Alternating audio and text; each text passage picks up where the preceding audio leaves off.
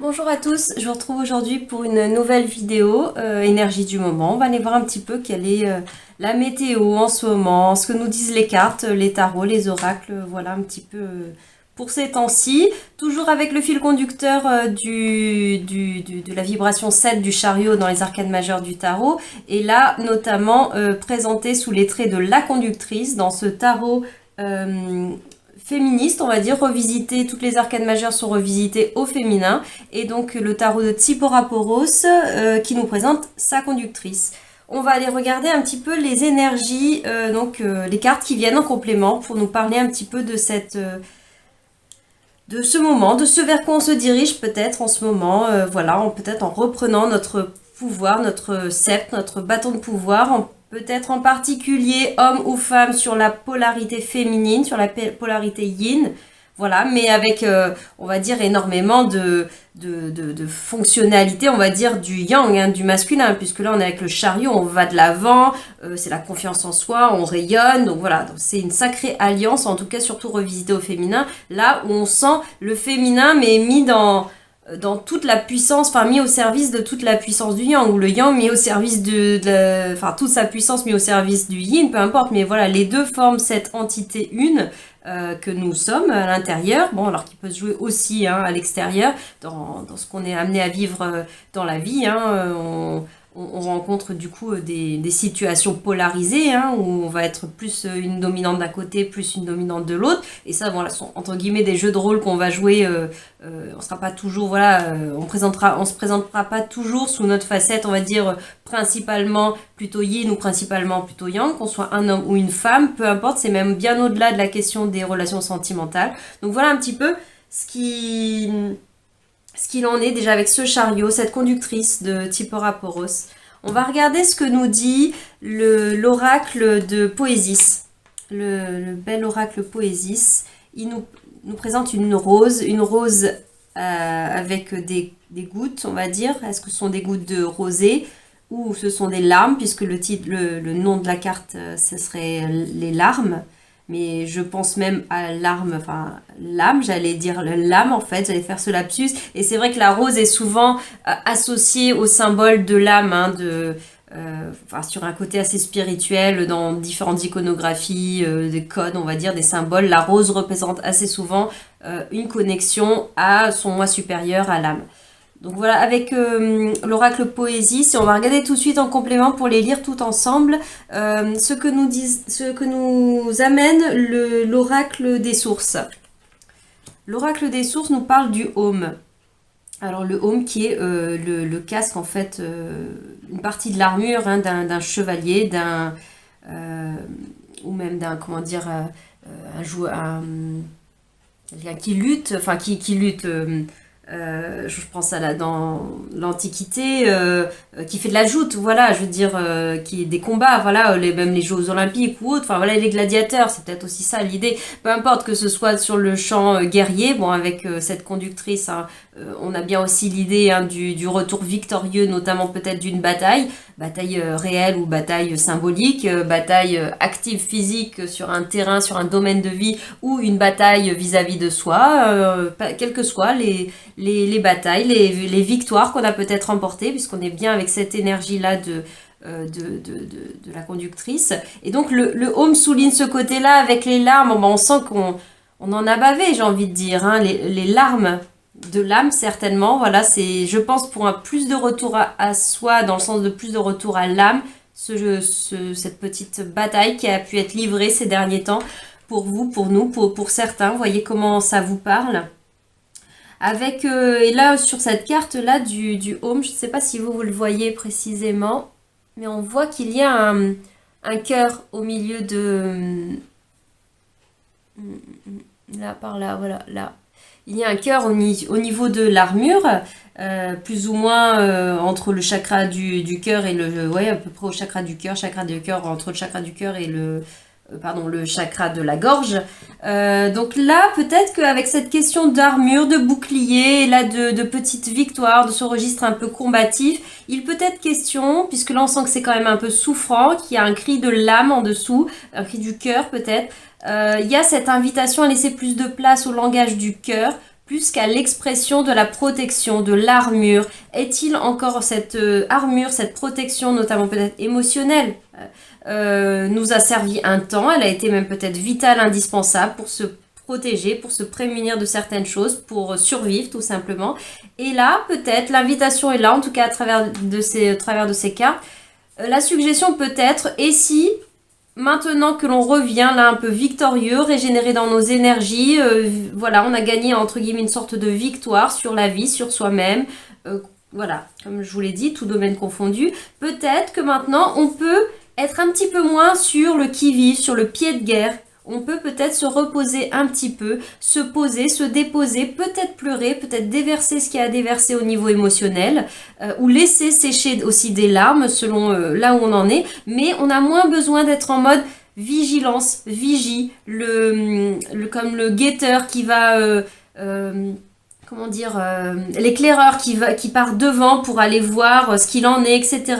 Ou les vigiles qui doivent toujours être en surveillance, en haut de la tour, à regarder aux alentours qu'une menace n'est pas en train d'arriver, de devoir se protéger, se défendre. C'est pour ça qu'on a besoin de l'armure et de ses armes. Là, peut-être il peut être temps pour certains, pour certaines, à certains endroits, de tout doucement déposer les armes, puisque ça y est, en fait...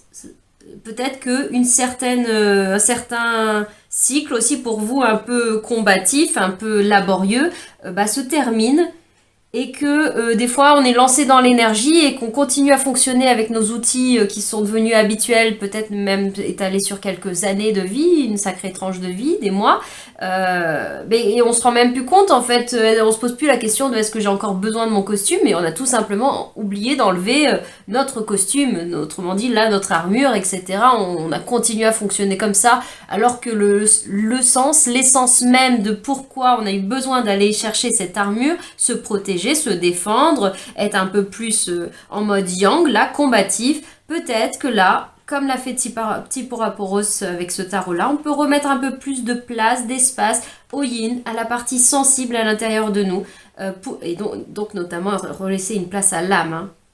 À l'âme, au cœur, voilà, ce langage plus du dedans.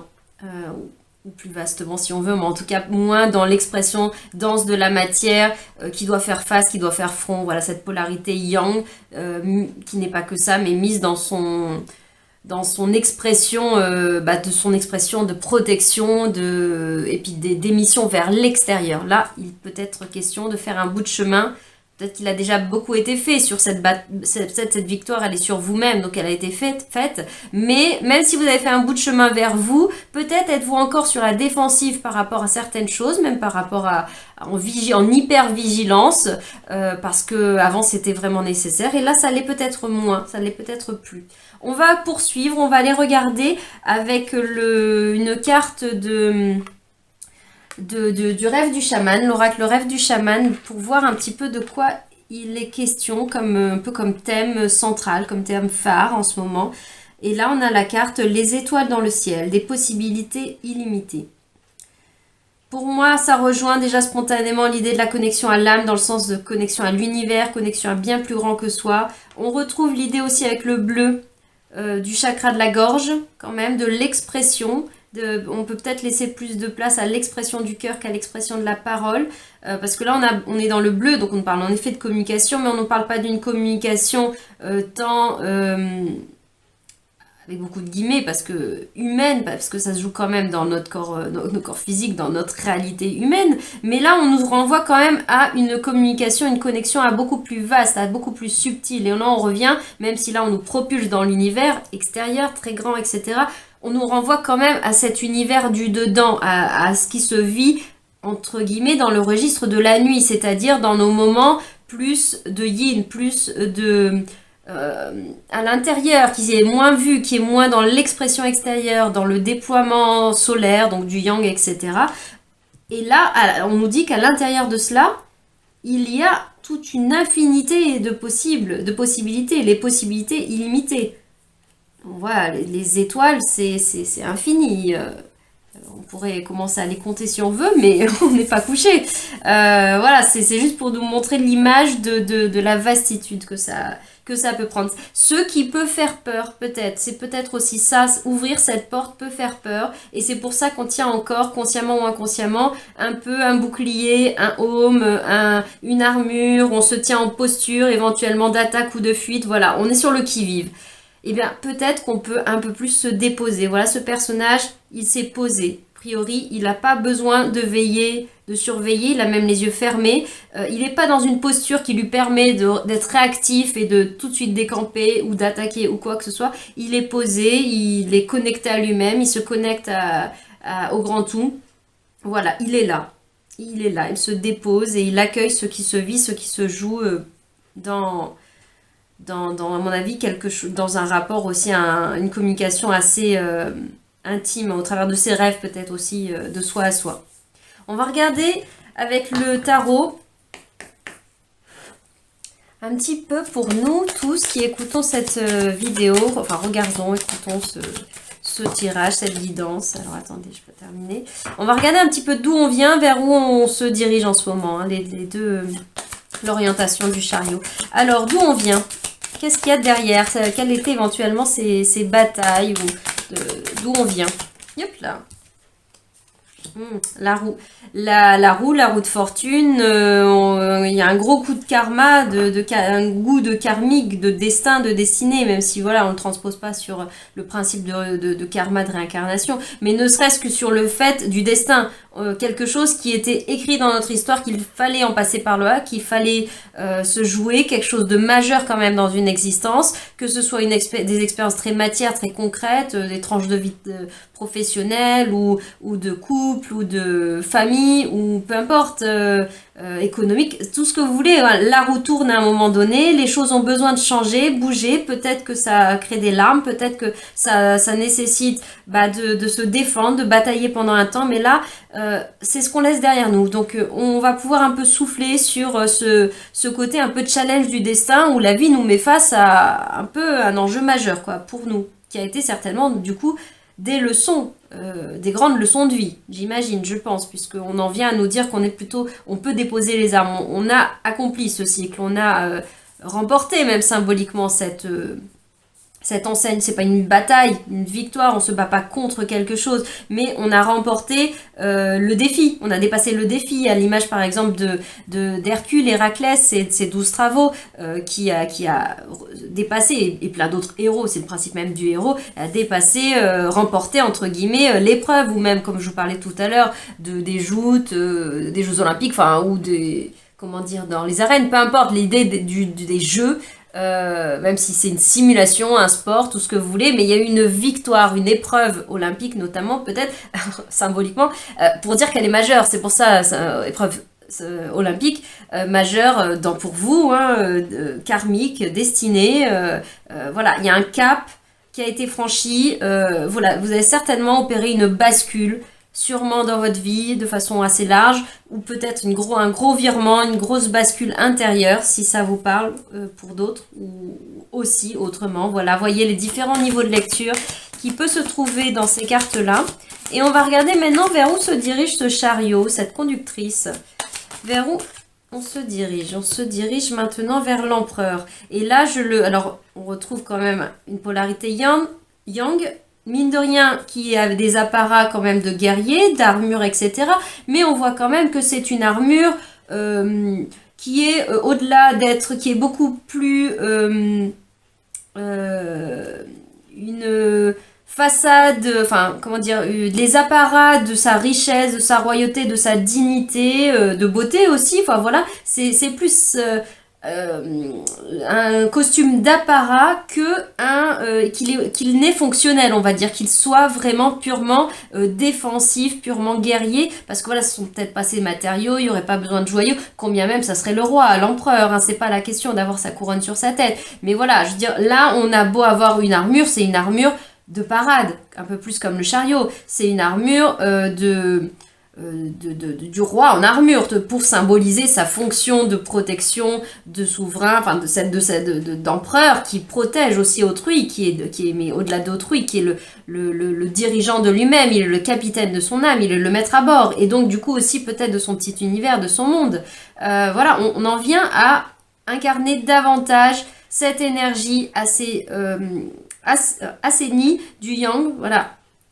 Donc de la solidité, de la stabilité, des choses qui sont construites, mais je pense parce que on a laissé place aussi, cette bataille, ça peut-être aussi la bataille du yin, du féminin, pour pouvoir s'exprimer, exister au sein d'une existence et peut-être d'un monde, d'une société qui prend quand même davantage une coloration yang, patriarcale, voilà, c'est ce qui est plus mis en valeur, même pour les femmes, etc. Hein, c'est ce mode plutôt combatif, plutôt, voilà, ces fonctionnalités d'extérieur plutôt que d'intérieur qui sont davantage appréciées, valorisées par le système, par la société. C'est pas forcément mal ce que je dis, et c'est pas pour revenir et être ultra dans le côté féministe ou quoi que ce soit, de vouloir défendre des causes, etc. À un moment donné, il faut en venir à pacifier les deux, hein, et même à l'intérieur de nous, c'est pas une guerre d'opposition, c'est même pas une guerre à l'intérieur de nous, c'est soit on est yin, soit on est yang, soit on est dans notre fonction de yang à l'extérieur, soit on est dans notre fonction complètement de yin, et du coup on est coupé du monde extérieur et on n'est plus en train de rien faire dans la matière.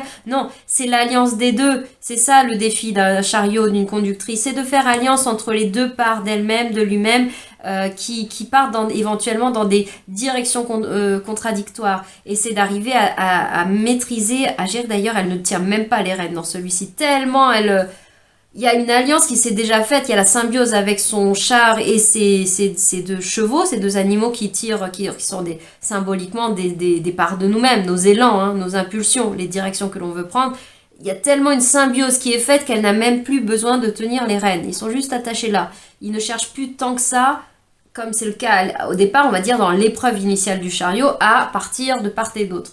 Là, il y a vraiment cette alliance entre le yin et le yang. C'est pour en revenir sur l'idée c'est pas de ressortir des boucliers d'accusations des uns contre les autres, de l'oppression des uns, etc. À la fois oui, à la fois non. C'est même plus le sujet, c'est plus le débat pour moi. Le seul enjeu, les seules batailles, les seules conquêtes à faire, c'est les conquêtes de la pacification des deux, la guérison des deux dans leur distorsion, parce que c'est tellement de yang dans cette société, etc., ou dans nos éducations, que même nos parts yang, même et le masculin de façon générale, les hommes plus concrètement aussi, sont blessés dans leur propre polarité yang, et bien sûr aussi dans leur polarité yin. Mais même si les codes sont davantage à cela, nous font la part belle à tout ça, c'est pas pour autant que c'est dans une version équilibrée, saine et équilibrée, que les gens le vivent à l'intérieur d'eux-mêmes, et même les hommes concrètement. Donc pour les femmes c'est la même chose, pour voilà, pour toutes nos polarités intérieures c'est pareil, les deux sont à guérir, à réduire dans leurs excès de distorsion trop, et à venir guérir dans leur part blessée elles n'ont pas pu s'exprimer sous cette forme, tant pour le yang que pour le yin, les deux. Voilà. Et là, on se dirige vers un masculin, donc une polarité yang, qui apporte de la structure, etc., qui est solide, saine.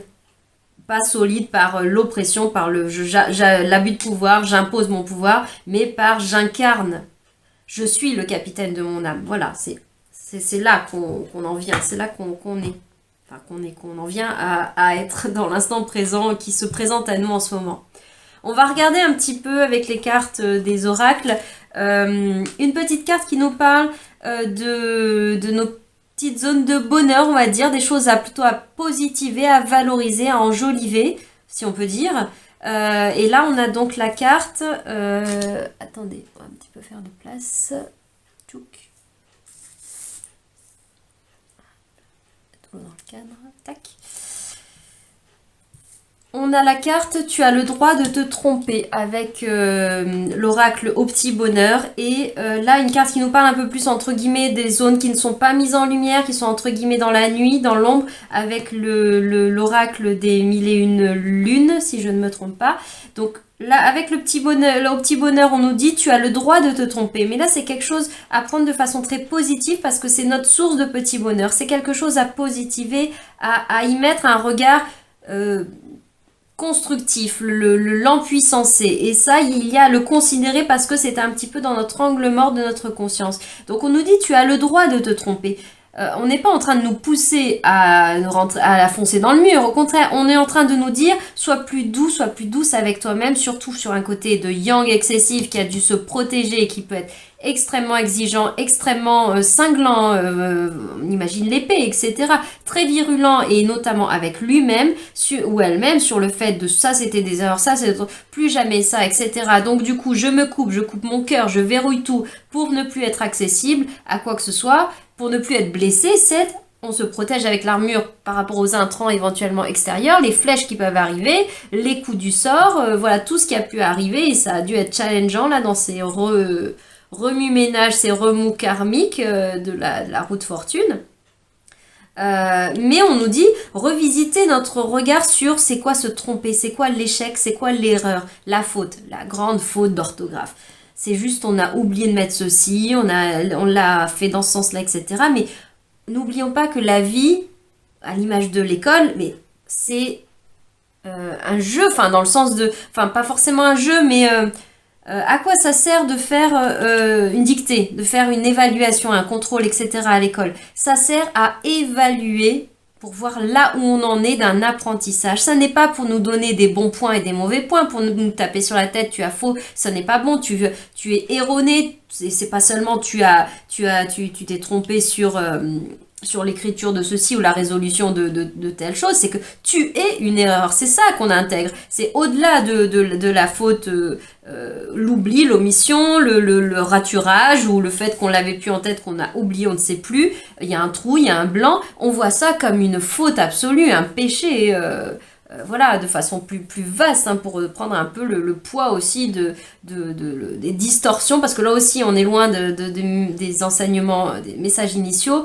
à mon sens, mais une distorsion, voilà, aussi du côté judéo-chrétien qui nous parle de, voilà, le poids du péché, ou même peut-être au niveau karmique, hein, de la lourdeur de payer ses fautes, quoi, d'une certaine façon, ce qui, d'un point de vue, est vrai sur le principe de réciprocité, et d'un autre côté, est-ce que la vraie interprétation de tout ça, c'est d'en tirer des sources de culpabilisation et on se tape sur la tête, doloris, et il faut payer, il faut endurer, il faut comment dire, racheter ses péchés, etc. Non, on a le droit de se tromper parce que c'est comme ça qu'on apprend. C'est comme ça qu'on va apprendre que tu as, ça s'écrit AS, parce que on l'a écrit plusieurs fois comme ça, c'était pas comme ça, et ben ça nous pointe du doigt, ah oui, c'est ça à la rigueur, la version qui est juste, en tout cas, dans ce code, ce système de ce cadre, de cette convention de l'orthographe, etc. Ça doit s'écrire comme ça. Ok, bon, bah c'est pas pour autant que je suis une erreur, que je suis une faute et que je suis nulle et que ceci. Voilà, on peut calmer un peu, on peut tempérer tous les jugements, le gros bourreau intérieur que l'on peut être pour nous-mêmes. On peut calmer ça un petit peu. Hein. Revoyons toute la puissance de qui l'on est, hein, loin d'être un petit individu...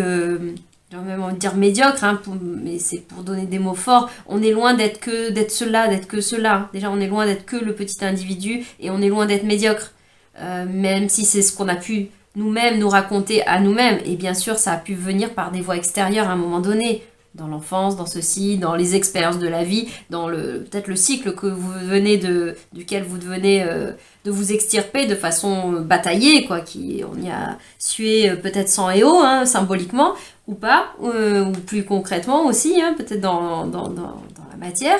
Mais voilà, ça n'était pas une erreur, c'est le destin nous amenait à vivre ces choses-là. C'était écrit, il fallait le faire, il fallait le vivre, en tout cas pour en prendre la leçon. Pas juste pour en baver, pas pour ce côté doloris, pas pour ce côté allez, paye ton karma, etc. Non, parce qu'on est venu apprendre. En tout cas, c'est ma vision, c'est ma perception. En tout cas, moi, je suis sensible à cette approche-là du regard sur l'existence, sur la vie, sur pourquoi on vient s'incarner sur cette planète Terre. Et notamment, en fait, j'en ai parlé indirectement, ce dont on a besoin, ce qu'on ne voit pas forcément, c'est le soutien. On a besoin de soutien. On a besoin nous-mêmes que nos parts intérieures, nos deux élans intérieurs, peut-être le yang enlace le yin enlace le yang, l'accueil dans toute sa capacité justement matricielle d'accueil pour qu'il puisse se déposer, cette part blessée, pour qu'ensuite il puisse être pleinement ce yang réparé, guéri, et ce yin pleinement dans ses fonctions parce qu'elle a sa voix, elle est entendue. Il y a cette place qui a été donnée pour se soutenir mutuellement. Et il y a également, donc ça à l'intérieur de soi à soi, peut-être aussi on peut aller reconnaître qu'on aurait besoin en ce moment de soutien, un soutien qu'on peut peut-être retrouver à l'extérieur. Ça peut être le cas si vous en ressentez le besoin, que ce soit dans un cadre thérapeutique ou pas. Quand on dit besoin de soutien, c'est peut-être juste besoin d'aller discuter avec un ami, écrire, téléphoner, voir, être en présence de quelqu'un ou peut-être même de quelqu'un qu'on connaît moins. Enfin, bref, se sentir soutenu d'une façon ou d'une autre. À vous de trouver vos ressources, vos stratégies, vos moyens pour tendre à cela. Et surtout, ce que l'on vous dit aussi avec les deux cartes qui sont là, avec l'idée du cosmos, de l'univers, des possibilités illimitées, des étoiles. Et là aussi, on retrouve les étoiles et c'est comme si c'était la nuit, c'est comme si c'était la lumière de la lune ou la lumière des étoiles, ces bras de lumière qui enveloppent. Et en plus, il y a cette lumière aussi chaude du yang solaire qui est là. Et il y a cette lumière blanche, plutôt yin, plutôt féminine, qu'on retrouve aussi beaucoup dans les étoiles, dans ce côté-là, translucide, qui peut nous renvoyer aussi une part de, entre guillemets, de pureté, mais dans le sens de pureté du cœur. Le soutien est pur, le soutien est dénué de toute intention, de toute stratégie ou de tout calcul ou de tout, stratégie de guerre ou quoi que ce soit. Voilà, on peut se sentir soutenu dans les bras de l'univers. Voilà, c'est ce qui avait besoin d'être dit, peut-être d'être entendu là sur ces cartes-là. Et enfin, la dernière carte qui va être un dernier conseil avec l'oracle des portes de l'intuition pour nous en ce moment. Alors, quels sont les conseils? Quel est le conseil pour nous? Alors, l'attente. On parle de l'attente. Vouloir les choses intensément et sans impatience est la clé de votre réussite. Lâcher les attentes, peut-être là sur le côté aussi pour être vraiment sain, guéri, sortir de ce côté très yang en distorsion qui nous amène à vouloir contrôler. On parle beaucoup de ça, du contrôle et contrôle sur soi, le côté diktat intérieur que l'on peut faire et qui font qu'on peut avoir des attentes envers nous-mêmes.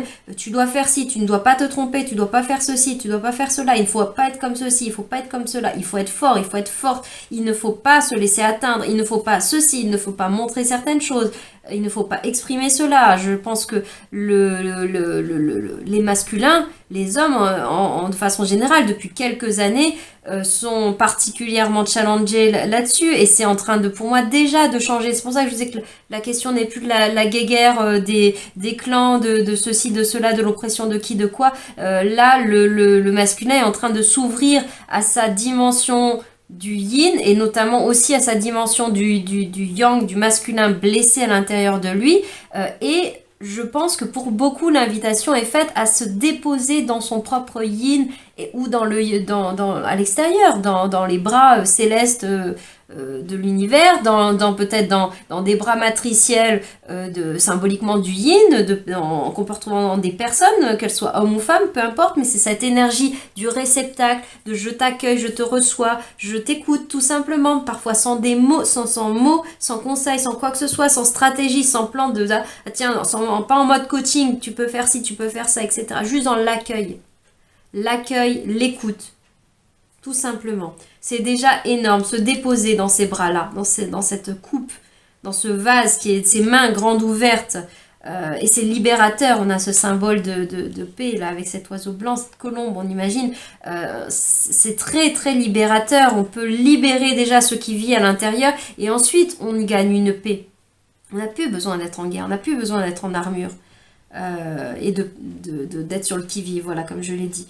Et là, on nous parle aussi de nos attentes. Vouloir les choses intensément et sans impatience est la clé de votre réussite. Ça fait écho pour moi au goût de destin qui est là. Sur le côté aussi, vouloir absolument que la roue tourne. Bon, on nous a dit que c'est ce qu'on quittait, donc c'est plutôt déjà enclenché. Et dans l'idée aussi de la loi de cause à effet, il y a aussi les graines que l'on a semées. Bien sûr que les graines en distorsion, bah du coup bien sûr on sait reprendre d'une certaine façon, mais il y a aussi les graines de positif, les graines d'espoir, les graines peut-être de prière à l'univers qu'on a pu faire, ces graines d'intention qu'on a pu déjà beaucoup semer, ou tout simplement les graines de notre être, hein, de notre propre bienveillance, de nos actions avec plein de guillemets bonnes, enfin en tout cas tout ce qu'on a pu rayonner dans le monde, et ou même ce cheminement à l'intérieur de soi, qui un jour ou l'autre, ce sont des graines qui vont porter leurs fruits. Et donc, mais on peut comme retarder le processus de germination de la graine, d'éclosion de la rose, ce bouton en fleur, on peut comme le ralentir par notre côté contrôlant de yang, homme ou femme, qui voudrait faire aller plus vite, qui voudrait que la rose soit déjà ouverte, qui voudrait forcer l'ouverture du bouton, et bon, forcément va abîmer la rose, et peut-être même se piquer aux épines. Ou alors j'ai l'image aussi de l'œuf, hein, un poussin, un oiseau dans un œuf, on ne va pas provoquer l'ouverture de la coquille, elle doit se casser de l'intérieur quand l'oisillon est prêt. C'est lui qui crée l'ouverture, ce n'est pas de l'extérieur, sinon en fait on tue, c'est ça l'expression tuer dans l'œuf, on va tuer la vie, la graine de vie, la nouvelle graine de possibilité illimitée qui pourtant est là parce qu'elle a été distribuée, elle a été pondue, elle a été semée, mais si on veut tapoter dessus, si on veut tirer sur la rose, titiller le bouton avant qu'il éclose par lui-même, il ne pourra pas montrer toute sa beauté, ou alors peut-être qu'on le retardera, il va s'ouvrir plus tard, ou voilà, ou autrement, voilà. Donc pour récolter les fruits aussi de ce que l'on a égrené, pardon. Égrémé, ça n'existe pas, mais c'est comme s'il y avait l'amour qui veut s'introduire là un peu, ces graines d'amour, ce qu'on en a semé de ci, de là, consciemment ou inconsciemment. Oui, elles vont germer, mais pour ça, il faut cultiver une certaine forme de patience et surtout du lâcher prise, lâcher l'attente en fait, la non-attente. On lâche par rapport à ça. On se lâche la grappe, on se lâche sur le fait de se tromper, on lâche l'armure, on se lâche même presque dans le vide et avec la confiance que l'univers, il y a comme s'il y a des grandes mains, des grands bras qui sont là pour nous soutenir, pour quoi qu'il en soit, on ne sait pas où on va, il fait nuit, on est dans le noir, etc. On ne sait pas, mais on y va parce qu'on a confiance. Pour moi, toutes ces cartes-là, ça vient aussi, il va parler un peu d'un moment quand même assez charnière, un peu, qu'il soit spirituel ou pas, mais un peu en mode épreuve de foi, hein. Je vous parlais des épreuves mythologiques, Hercule, etc. C'est aussi ça qui vient être éprouvé chez les héros. C'est pas seulement leur courage, c'est aussi leur foi en leur quête, la raison pour laquelle, entre guillemets, ils partent en bataille, ils partent en guerre, en quête, en quoi que ce soit. Ils relèvent des défis. C'est parce qu'il y a une cause sous-jacente, il y a quelque chose de très profond, il y a une quête de sens, il y a quelque chose d'existentiel à l'intérieur. On ne part pas juste, on relève pas juste des défis pour le fun, etc. C'est pas tant la question dans le symbole de ces épreuves dans la mythologie. Donc voilà, mais c'est en lâchant l'attente que les choses pourront peut-être davantage se mettre en place pour vous, pour nous tous. Qui avait écouté ce qui venait là au travers de ces différentes cartes, de ces différents oracles et tarots. Voilà, je pense que je vais m'arrêter là. Voilà les choses intensément. Donc intensément, on retrouve l'intensité aussi peut-être d'une forme de prière, hein, de confiance, de foi. J'ai l'idée, je dis c'est spirituel ou pas, mais comme une épreuve de foi. Avoir intensément confiance dans le fait que ça va se réaliser, que c'est déjà même presque présent, quand bien même on ne le touche pas encore, c'est pas encore matière, mais c'est déjà semé, la graine est déjà dans la terre. La clé de la réussite, c'est justement cette patience. Mais une patience qui n'est pas de l'attente, une patience plus de la confiance absolue, de la foi, ça fait... ce n'est plus de l'attente, c'est de la confiance. Voilà, excusez-moi, les mots sont mélangés, mais c'est un peu la différence qu'on peut faire entre être dans l'attente et être dans la confiance, même si les choses on pourrait dire qu'on est encore en latence, en attente, des choses ne se sont pas déroulées, mais on n'est plus dans une attente active. Non, on n'attend plus rien, on a lâché prise, mais par contre on a confiance dans le fait que ça sera demain après-demain, mais que c'est déjà presque au présent. Voilà ce que je pouvais vous dire sur ces énergies du moment. Je sais pas comment ça vous parlera, si ça sera ça sera évocateur pour vous dans des domaines de vos vies particuliers, plus vastement, de façon plus diffuse et énergétique. Voilà, il y aura peut-être des choses qui vous ont parlé sans pour autant être assez concrètes. Voilà, dans vos réalités du moment, un peu passé, et puis en ce moment aussi ce qui s'ouvre à vous. Mais voilà, vous pouvez me dire en commentaire si vous voulez comment c'est vivant pour vous, comment ça vous parle, peut-être une carte plus qu'une autre, une énergie, une ambiance générale. Voilà, n'hésitez pas, c'est fait pour ça. Et puis bah moi j'ai de la joie à vous lire, à vous découvrir dans vos commentaires, dans vos partages. Voilà, je vous dis à bientôt dans d'autres vidéos. Vous pouvez bien sûr en découvrir sur la chaîne et retrouver éventuellement d'autres partages sous différentes formes, mais pas que les miennes, sur le groupe Facebook Le Chemin vers Soi. Voilà, où vous pouvez vous aussi venir contribuer, offrir, donner à voir qui vous êtes, qu'est-ce qui est vivant pour vous, quelles sont peut-être vos ressources pour cheminer. Quelle est cette épreuve, quel est ce bout de chemin que vous avez parcouru ces derniers temps, qu'est-ce qui a pu vous aider, comme des balises sur le chemin, où sur le héros il a des alliés à des moments, hein, des aides qui viennent de la vie, de l'univers, des humains, de la nature, peu importe, des ressources intérieures. Quelles sont les aides, les ressources, les outils que vous avez pu avoir sur votre chemin, qui va plus vous aider. S'il y a un besoin de soutien, vous pouvez aussi tout simplement venir le dire, vous déposer à cet endroit-là. Il y en aura sans doute, voilà, qui ne serait-ce que par l'écoute, par la lecture notamment, voilà, sur ces espaces-là qui sont dématérialisés, Internet, hein, comme on voit là, le réseau, les connexions d'étoiles. Et pour autant, il y a une partie, certes, virtuelle, mais c'est pas pour autant qu'on ne peut pas forcément y trouver quelque chose de chaleureux et d'humain. Voilà, tout en restant sur Internet et la globalité de ce que c'est également. Mais voilà, si ça vous dit de venir découvrir ce qui se partage sur ce groupe, Le Chemin vers Soi, vous êtes les bienvenus. Voilà, je vous dis à très bientôt.